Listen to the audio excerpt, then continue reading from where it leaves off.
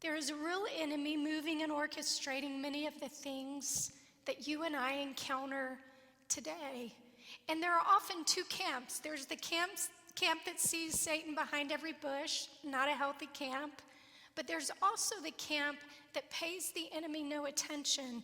And to do that leaves our hearts and our lives and our families and our church exceptionally vulnerable and an easy target for the enemy. A passage we know really well, I'm sure, John 10:10. It says this, it says, the thief comes only. Catch that word. The thief comes only to steal and to kill and to destroy. He has one objective: total destruction. However, it's very interesting, that passage, I don't know if you've ever thought about this, but it's progressive. He rarely starts with destruction. He usually begins with stealing something. Maybe he steals through distractions. Or he robs from us when we place our trust in a relationship. Or we place our trust in our retirement. Or maybe he steals from us when we place our trust in our self-sufficiency. But rest assured, he has one ultimate goal, and that is destruction. And Paul tells us in Ephesians 6, verse 12, he says this, he said, for our struggle is not against flesh and blood. But doesn't it feel like it sometimes? Aren't we convinced sometimes that the spouse really is the struggle, right? The teenager really is the struggle.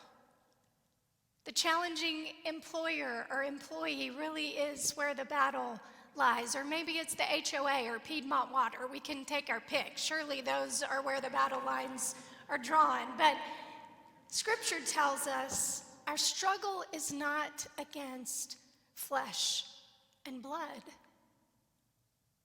And then Paul goes even farther.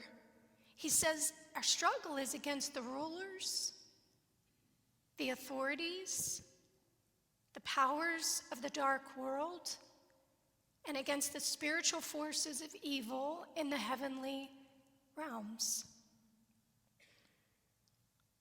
We are fighting a spiritual battle that has a hierarchy system. It has authorities, it has powers of a dark world, and it has spiritual forces in the heavenly realm. Max Lucado said a powerful statement.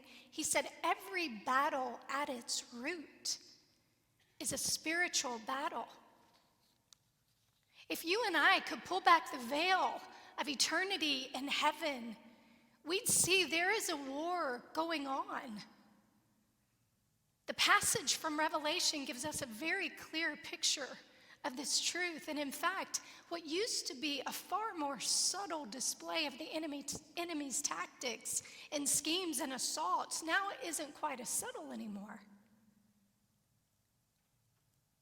Now he's in our schoolhouses. Now he's in our church buildings.